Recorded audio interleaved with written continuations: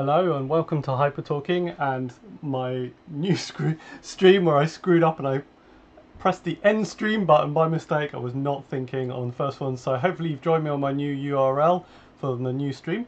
That made for an interesting little 5-minute panic to learn how YouTube works. Luckily Steve from Mac84 has helped me out a little bit yet again. I feel like someone who can't use a computer or who hasn't had enough sleep for 4 nights, which is actually probably both of those are true. Oh, hello everyone in the chat. Oh, thanks Mingo. Yes, I'm pleased. Oh, Mingo, you have updated your avatar. I like the diagonal stripes. That's very nice, very nice. It's good to see people innovating with their avatars. This live stream, we are not going to be doing any avatar work. This live stream is going to be all about the Hokusai woodcut prints project that I did a few years ago, and that I'm sort of bring back to life, rejuvenating, I don't know, reanimating, who is it, what's it, repixelating, I don't know. Tell me in the chat what the right term is. We're going to look at a bunch of pixel art recreations made of Hokusai woodcut prints I worked on a few years ago, and like I said, so let's have a quick look at what I'm talking about. So here's a piece that I did, and this is one that, like, basically everyone in the world knows this piece of art. The Great Wave off Kanagawa is the full title. I don't actually know if these technically actually had titles when they were published, or whether these just became invented after the fact.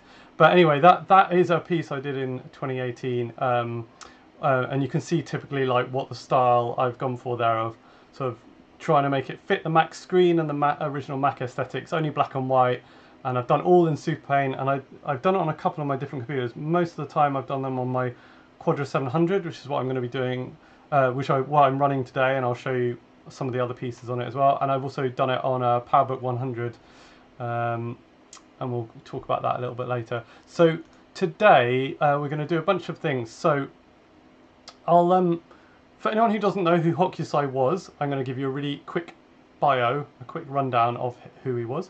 Then we're going to look at some more of my pixel art pieces based on his series called 36 Views of Mount Fuji, and a little bit more about what that was. And then we're going to do a little dive into the Great Wave of Kanagawa, the one I just showed you, and we're going to look at what I did. I saved a whole bunch of different steps through the process, and I'm not going to show you them all because that would take too long, but we'll go through a few of them, and I can talk a little bit about what I did to tackle that piece. And then last of all, we're going to decide together which of the 32 that are left to do should I tackle next, which I'm looking forward to, so we can all get involved a bit. Thanks, Sean. 5-Minute Panic is a pretty awesome band name. I'm definitely in 5-Minute Panic. We won't talk about the only bands that I've been in. They were very, very bad, and that was a very long time ago. So let's start. Oh, I'm gonna have a drink. So I think let's start by switching over to the Quadra 700 and taking a look at all the pixel art recreations I've done of Hokusai's 36 Views of Mount Fuji, and then we can compare them with the prints of the original woodcuts as well, and you'll get a bit of an idea of how I've had to tackle sort of the fact that they were full colour pieces with loads of detail, and I'm trying to get them onto a tiny little Mac screen. We haven't got much space for detail. We've only got 512 by 342 pixels, which doesn't make for enough space for lots of detail. So let me, how do I do that? Let's I'm just trying to remind myself how we've set up OBS. So there's the Quadra. So yes, let's get the first one open. So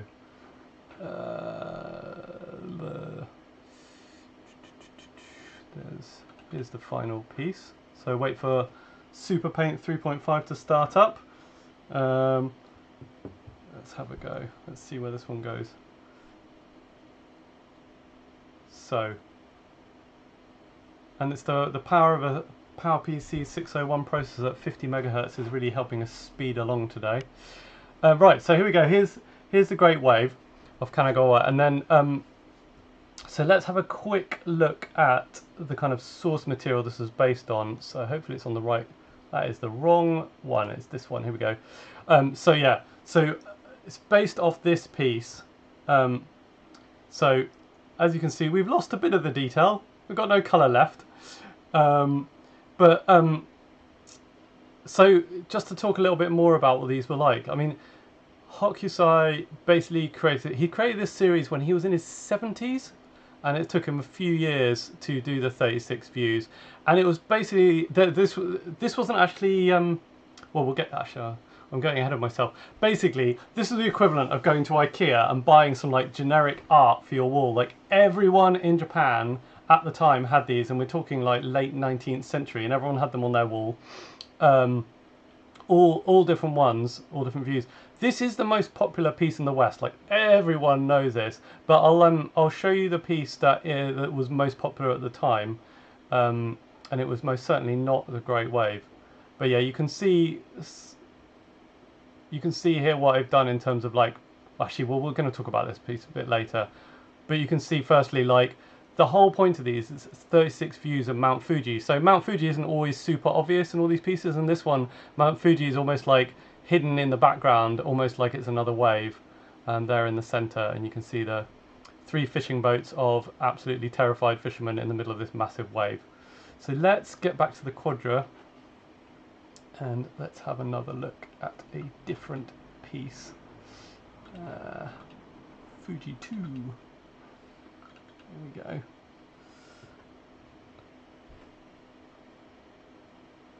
Right. So this, now which one is this? I'm trying to remember the name. This is Fine Wind, Clear Morning. That's what this is called. And then if I just get us through to the right one here, I think it's this one. Yeah. So you can see again, like, what I've had to do to achieve the effects here. So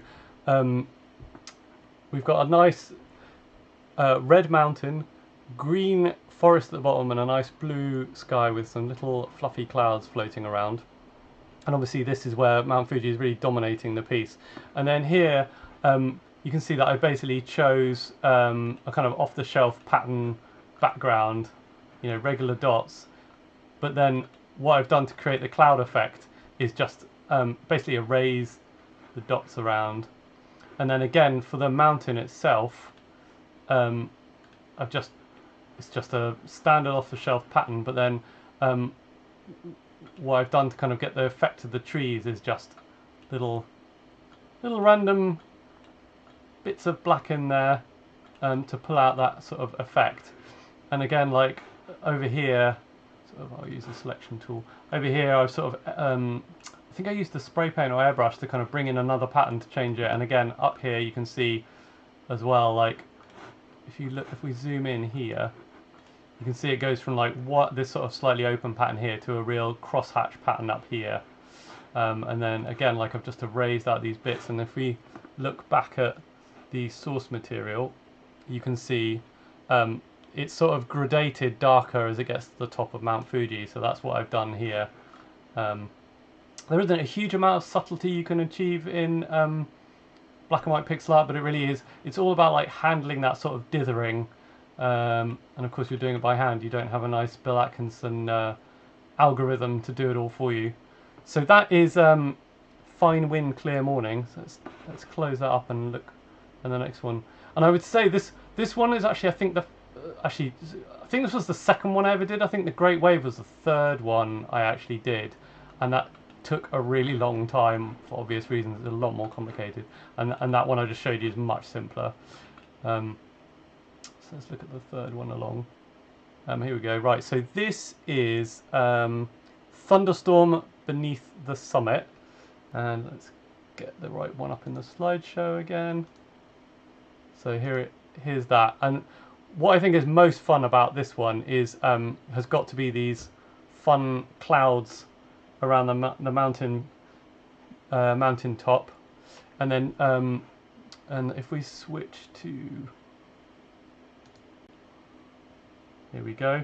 So yeah, if we switch to this, you can see have tackled the clouds here. Again, we've got like sort of very open dither pattern up here, and then gone for the real checkerboard one there. And again, I've just gone round erasing the clouds out of it, and it was, I have to tell you, it was extremely satisfying making these little swirly shapes in here and really trying to make them feel like what Hokusai had intended. And obviously it is not exact by any means, but I'm really trying to like capture more of the kind of spirit of it than get the exact sort of recreation. I think, you know, it's got to be true to the medium I'm doing it on the Mac. You know, it's not going to cope with creating an exact representation, and also half the fun is sort of putting my own spin on it a bit as well.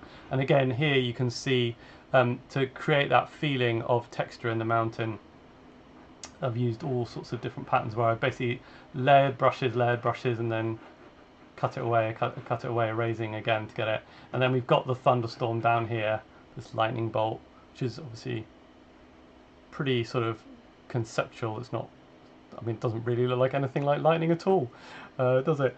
So there you go. Yeah, the clouds are the best bit, I think. That's my favourite bit of this piece was drawing the clouds and now looking at them again.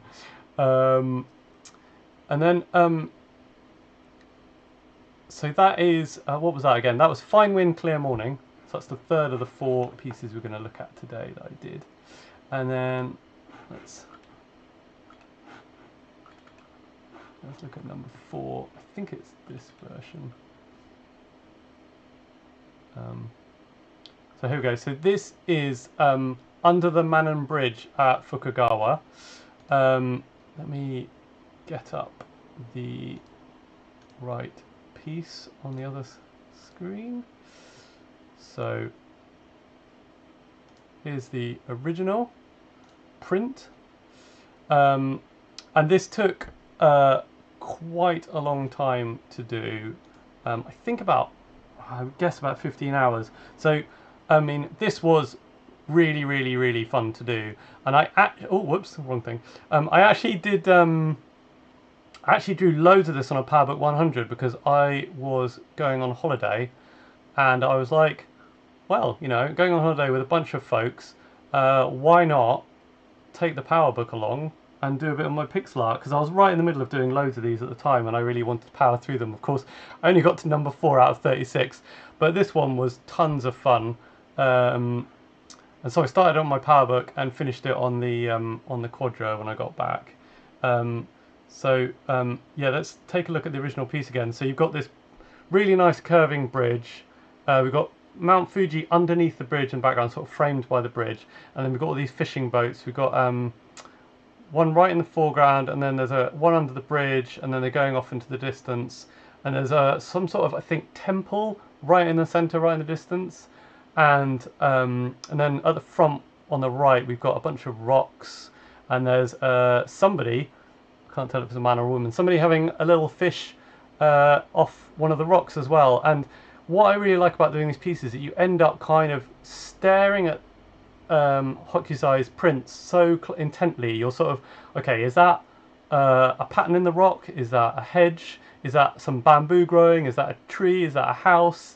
Like, you know, what are all these textures? And you get so sucked in. I mean, I spent, like, if I go back to my piece, like this bit down here, like these are like little, I think these are like little, if we look in the original, I think, yeah, they're like little, I'm not sure, like bamboo sticks or like rocks sticking out of the water. I'm not entirely sure. And then I really enjoy drawing, these are obviously like big stones stuck in the side under the bridge, like the bridge is just above, starts there. It's clearly like a bridge support, and it's some sort of facing stones or something. And then, yeah, like I redrew this fisherman, I think multiple times, just really trying to get them right. I think the first time I drew them way too small, and you see, like, you have so much fun, like, you know, that is just their leg, and there is just their knee. Like, what is that? That's like 12 pixels that is their knee. And it's just, I think the fun for me is getting into those details and being like, how do I show that and make it really clear what it is, and how do I make sure that everything's in keeping in scale. Obviously it was really fun drawing this boat here, but you know, you've got this boat here, fairly easy because it's nice and big and loads of detail. And then how do I make this one still look like a boat? And how do I make this look like a boat? And then, you know, got less and less pixels. We've got another boat here. And then lastly, there's a boat over here.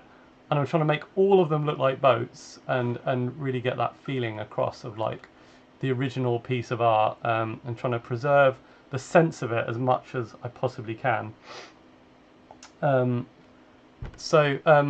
and then of course I've got the little tiny tower over here. You just start to see all the details, and then on top of the bridge we've got all these people, and that was really difficult to sort of make sure it didn't just look like some blobs going over a bridge. I really wanted to get that sense of like people crossing over the bridge.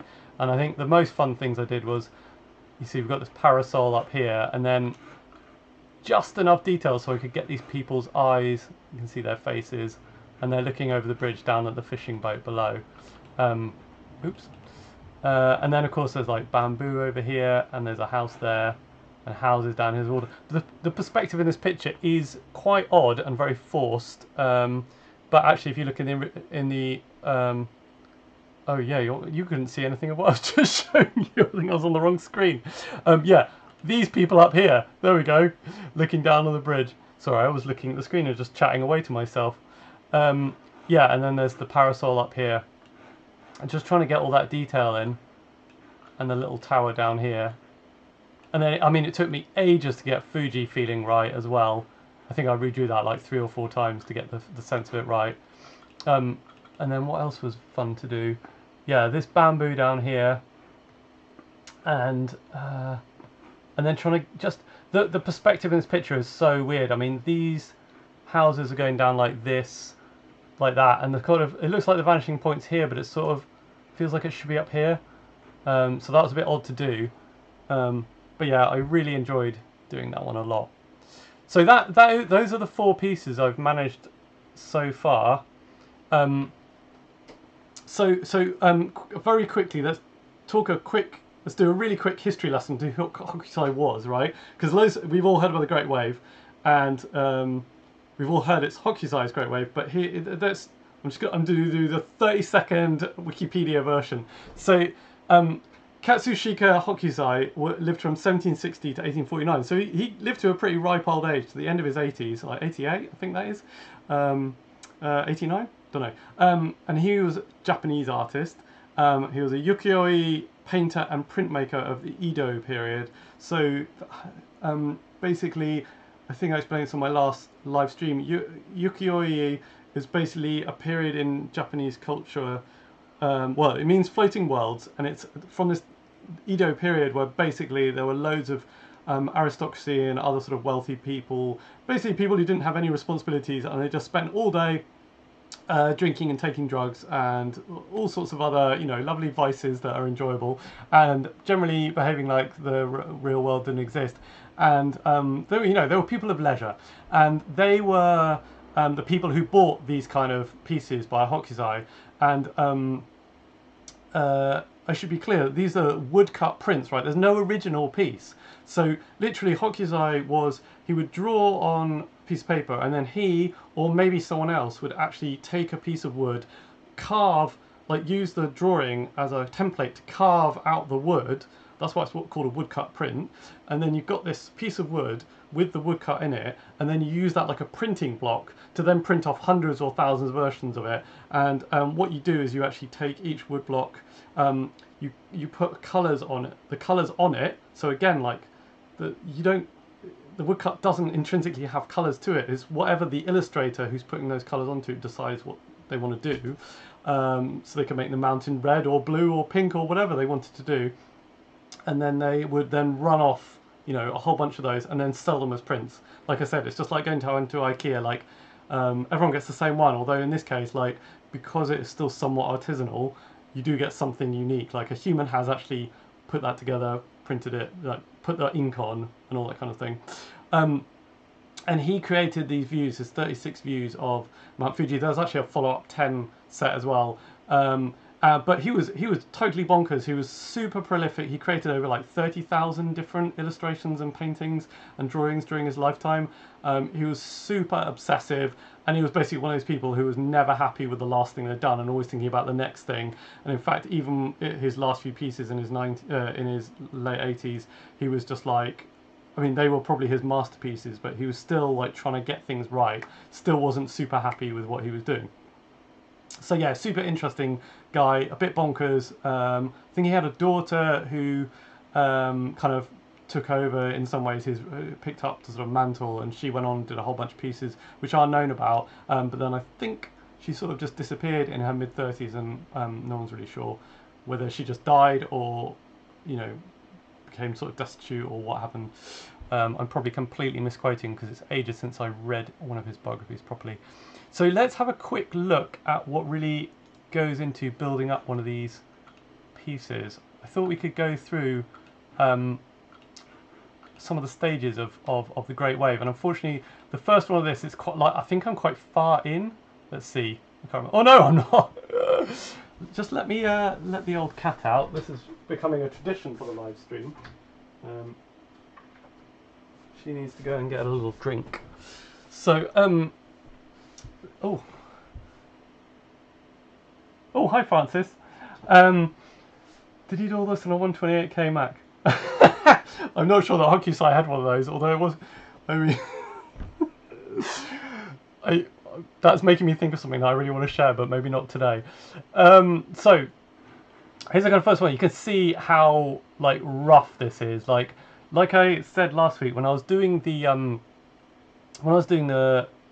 avatar for Ron, so you start out really rough. There's no point like trying to get things right at the beginning. This is all about trying to get the composition. So that means like where are things going to go, how's the picture going to be broken up, and you can see here that like this bit here, I just felt like it was the most complicated bit, and really what I'm trying to do is get the placement of everything right. So like where is Fuji going, where are the waves coming in from, what are the main big chunky pieces, and I think I'm having a bit of experiment with like the shading here, and obviously I've actually got a couple of the fishing boats in, and you can see some of the people in the fishing boats here as well. So then let's go. Let's skip a few steps that I've saved. So here you can see the cat is now back in. You'll be pleased to know. Here you can see that I've done a lot more work here. Like, actually, why don't we have them both open and we can do a little comparison between the two. Window shade being very useful for that. So you can see the kind of, there's a big wave that suddenly appears here in the foreground, this one here, and I've added in this boat over here on the left. Again, like I'm starting to like put together how I'm going to do this. Like I'm basically just, there's not a huge plan, but the bits that I sort of feel quite confident about, I'm just going ahead and doing them. So I'm trying to get this shading in the dark areas. And if we look at the original piece, let's have a quick, just get us to the right place with that. If we look at the original piece,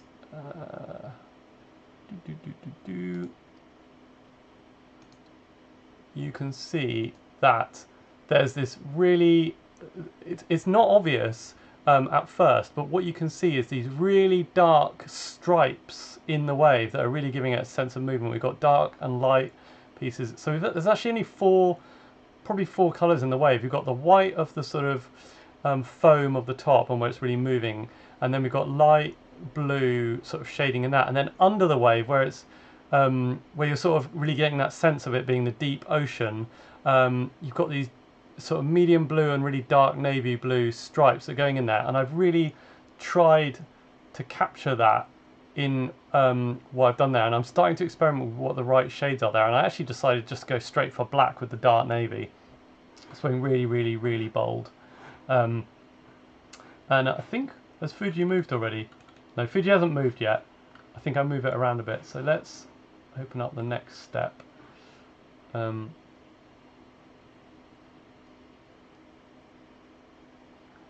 then here, let's have a look between these two. Oh, that's the original one, isn't it? Or is it? No, that's the next. That wasn't the next one. So what have we done here? So I've started to play around with what the waves should like, and they're sort of like little claws, all of them. That's the main thing I realised about these. They're all these sort of little claws coming down. So you can see you've gone from like this wobbly line here, where I'm just trying to understand where things might fall, to then really completely redrawing it and getting that out, getting that detail in there. And so really trying to get the great wave right here, the main one. And then if we go on to 1.0, what great numbering. I'm just going to use software versioning numbering for doing drawings. And then we've jumped all the way. I think this is pretty much the end now. How much did anything move around? We haven't had much move around there, but what I've done now is the sky just looked too bleak, and actually in the original piece the sky has a certain amount of texture. It's certainly down here. So, and again, it like, you don't want to draw too much attention to Mount Fuji being there. Like Hokusai definitely wanted people to be aware of that and for it to almost be part of the waves. He liked that kind of subtlety in some of the views of Fuji. Sometimes he liked it to dominate, and sometimes he didn't want it to be the main subject. And so it's sitting in here, nestling amongst the waves. And so it doesn't stand out too much. He sort of did bring this sort of dark sky down here, and I've done the same. And then yeah, I've filled in all of this dark sea, and that obviously brings out the boat. And then another thing that I had loads of fun with was bringing out this foam. Can you see we've got all these little white bits falling down? That's the foam of the wave like crashing over over the top as it's about to fall. The sort of ocean spray and foam everywhere. And I've added it round here, around there as well. Yeah, and then the absolute final one, 1.3. Now what did I change here? That would be interesting to see. Oh yeah, I think I realised I made it too tall for an original Mac screen. And so I've actually recropped it a little bit here. And I also think I was really unhappy with how rough, you see all the little claws of the sea down here. They're really rough, and can you see they're a bit too like thick, some of the lines. And so I've gone in and just really tidied them up and lightened them up and stuff like that. And I think I've also done that all around here. Like all these little claws just looked really rough to me. And so if I go back to this one, you'll see I've tidied it all up because I really want the sort of sense of the lines to feel the same across the whole piece. And then another thing that Hokusai did was add his own signature, and he did this nice little, if we go back to the original piece, you can see top left, he's got his signature there, and that's basically his name, and I think it's also, I think for the pieces that he gave a name to, I think it also says that, so I think that might say a great wave off Kanagawa there. So there's my little hyper talking signature there, and you can see it says 1 of 36 views of Mount Fuji. That was interesting getting that to fit in, and I enjoy doing a little pixel text too, so you can see at hyper talking 01 of 36 views of Mount Fuji. And this is when I was feeling clearly quite confident that I was, well, maybe not quite confident, but I was planning on getting all 36 views done, and then real life got in the way, as you know things do, and that was a few years ago. So what are we going to do next? Yes, now we are going to choose what I should work on next. So let's switch to the web browser. Oh, Francis, how long do you think I spent it? I think I spent that one was, I think, probably another 15 hours one, but I do have the dates in here on the files here. So you can see I started it around April 23rd. Look at that. I was working on it at 20 past 10 at night. That's like an hour past my bedtime these days. And then it's really hard to tell exactly, but obviously I'm still working on it 6 days later. Not 8 hours a day, but like, probably an hour or two a night. So it's got to be like 15 to 15 hours ish. And then June 12th, I think that's because I just added my little signature thing to a bunch of pictures I'd done before I started putting them on the internet. So yeah, ages, basically, absolutely ages. So yeah, let's switch to Wikipedia. Everyone ready for Wikipedia? Oh look, there's me talking about how I'd screwed up.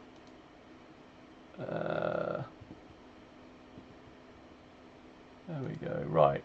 So, is there a good app for pixel art on the current Mac OS? That is a really good question, Charles. So, it is tricky because of Retina screens and because of all sorts of things around, like scaling pixels up and down. Like apps do all sorts of most paint apps like smoothing pixels when you're scaling. It's obviously fine for photography and stuff like that where we don't really notice it, but as soon as you're talking about, like, you know, low bit counts on a single pixel, you know, 0, 1 or whatever, that screws everything up because you suddenly got grayscale when you wanted black and white. And actually it's quite hard to find an app that can cope with black and white.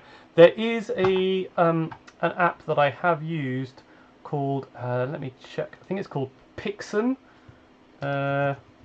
Yeah, Pixen, but it's very unstable and hasn't been updated for quite some time. And I have used that to kind of edit my avatars when I've just wanted to do something quickly on Mac OS X rather than fire up vintage Mac. Otherwise, it's just not great. You have to do a lot of stuff to messing around. Even Graphic Converter, which I had a lot of hope for because it's an app that's been around since classic Mac days and still exists. I used it the other day and it did a whole bunch of pixel scaling that was really frustrating. But what you can do is you can install, it takes a little bit of setting up, but you can install Sheep Shaver, and it isn't too difficult. The instructions, I'm sure if you Google setting up Sheep Shaver on a modern Mac or on Windows, you can install something like Super Paint like I'm using here, or Mac Paint even, and get that going in that. And you can save out from Super Paint .pict files, which will, I think, open on Mac OS X, and if not, are fairly easy converted to PNGs. And you can just share that over from your Sheep Shaver VM into your modern Mac. Francis says, Hokusai did a... Yes, Morgan, I agree. Yes, I wish Pixen got updated and been a bit less ropey. Francis says, Hokusai did a series of ghosts and he called it 28 Ghosts, but he made 5. Okay, that's good. So I always think of that when I feel bad about not finishing a series. Yeah, but Francis, did he die before the end, or did he just give up? I don't know.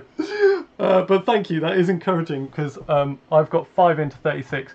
And I think I started 2 others, but what we're going to do now is we're going to try and figure out which I should do next. So this is the whole list of 36 on Wikipedia, and you can see I have completed the first 4. Maybe I should give myself a badge or something. And I think I started this one here, Sundai Ido, and then there was another one I started, which I think, I'm not sure, but it might have been the Mitsui shop. But what we're going to do today is we're going to choose between 3, because otherwise if we're trying to choose between 32 pictures, we're all going to go bonkers. So, and I have never done some sort of random voting thing on a YouTube live stream. So I'm going to show you 3, and then you're going to just, I'm going to give you time to vote basically for 1, 2, or 3. So this is number 1. This is the Anume Pass in Kai Province, and Francis, you're the only person I know of on the stream that can actually understand Japanese, so tell me if I'm saying this wrong, but I assume it's Anume. The Anume Pass in Kai Province. So this one I chose because I quite like the simplicity of it. I think it will translate really well. We've got this nice mountain pass going up here. Mount Fuji is quite dominant in it, which I quite like. And then what I also like is we've got some really nice details. We've got these 4 people trekking up the hill in 2 parties. We've got, oh dear, we've got these 2 people up ahead, and they've got 2 people behind with, I think they're donkeys.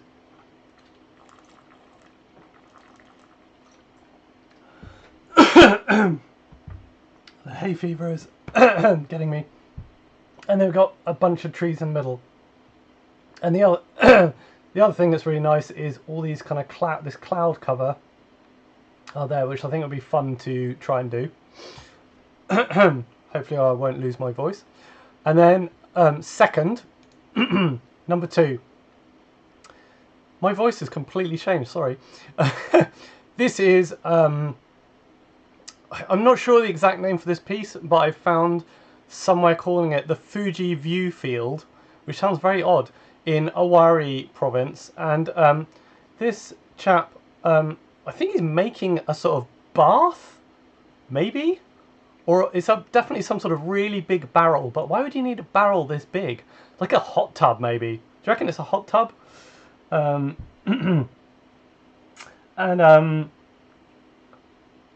So yeah, he's putting that together, and what I like about this piece is Fuji is really small in it, but it's still like being framed really nicely by this, and we've got this beautiful composition of this line straight through the middle. We've got a nice 2/3, 1/3 line here with the tree, and this lovely framing. This circle is just really powerful in the middle, so I'm a big fan of that. And there's some fun foliage to draw, a person to draw, which could be quite challenging, and trying to make a circle look good as well. And then the third piece to look at is probably the most complicated. This apparently is Sazai Hall, Temple of 500 Rakan or Rakan, I'm not sure. And again, like Fuji's quite small in the background, and we've got these people that I think this grey thing is a lake. And I think they're all on this sort of nice building, maybe high up on a hill, and they're looking out on this sort of terrace across the lake at Fuji. This could be quite challenging because of all these people in their clothes and trying to make that look good, but there's some opportunities for some fun patterns to put on, and then there's some really nice fun sort of strong bits of building to draw. Francis says that circular thing looks like an onsen tub. Right, I'm going to Google what an onsen tub is. Onsen tub. Here we go. Live Googling. It's a Japanese deep soaking tub. Great. Well, so kind of like a hot tub then. Ah, nice. Right, well, there we go. That makes sense. So, we are going to vote now. So, I'm going to give you 1 minute in which to vote. And I'm going to remind you of what each piece is. So, here's number 1. Okay. Here's number 2. And here's number 3. And you've got 1 minute starting from now. There's only 9 of you left viewing. 8. And so we should get a conclusive result unless 8 of you are like just basically asleep now. So phone in your votes. So this is number 1. We've got a nice big Fuji here. And I like the people and the horses. And you get to see me try and draw a horse. And no one can draw a horse, and that includes me. So that could be interesting. We got the chat building what we think is probably an onsen tub. That's number 2. And then number 3, we've got all these people in their outfits. There's a kid down there. These are like a couple of travellers with backpacks. And I don't know what that is. I mean, that looks like the Emerald City, doesn't it, in Wizard of Oz? Wizard of Oz, sorry. And there's some houses, I think, in the background as well. That's it. Right, voting is over. Let's go back to me. Hello. Right, let's have a look. Right, I am counting up. Right, everyone, brilliant, lots of votes. Right, okay. Sean says it's a tie. Right, okay, let me count up, Sean. There's 3 for 2, 2 for 3, and 1 for 1. That's not a tie. Let me just double check no one voted twice. It's hot tub time! Yes! Right, we're all going to get in a hot tub. Onsen tub. Right, I'm quite pleased about that because I think that will be really interesting. So which was that? Let's just quickly... It is not that one. It is this one here. Right, so that is going to be what we're going to be drawing. So that'll be fun. I have, I mean, so let's go back to my face. There we go, because that's obviously the best thing to look at. So I haven't got a super strong plan for how to do this. It's going to take a bunch of live streams to get it done. I think what I'm probably going to do is probably start it on a live stream, and then what I might do is do a little bit of work in between live streams, but we'll see. It might be fine to just do it all. Like, basically, I'm going to see how the first one goes, and if it, you know, if it sort of feels like really rubbish, then I might work on bits and pieces in between, and then kind of do a recap in each stream. And so, because I don't want it to be like a billion live streams, so it might be just a few of like an hour each or something like that, and then I might do bits in between, like with, like I said, like little speed cuts of like the sort of updates in between. So I want to keep like it interesting a bit, but we'll see. So it'll be a little experiment to have fun with together, and that's it. Thank you everyone who joined today. Sorry about getting the URL completely wrong and screwing up and clicking the wrong button, but there you go. That's the fun of this. Clearly I am learning how one is a YouTuber, and if you enjoyed this, please like and subscribe for more of the same. It was really fun. I liked getting your votes. Thank you for the people who stayed and voted. And I'm looking forward to making this next Hokusai Mount Fuji piece. I'll share soon on my Twitter and everything when I'm going to be doing the next one. And don't forget to find me and my Macintosh collection on Twitter and Instagram at Hypertalking. And if you're not sure of the links, just go to hypertalking.com, my website. And that's it. So, bye.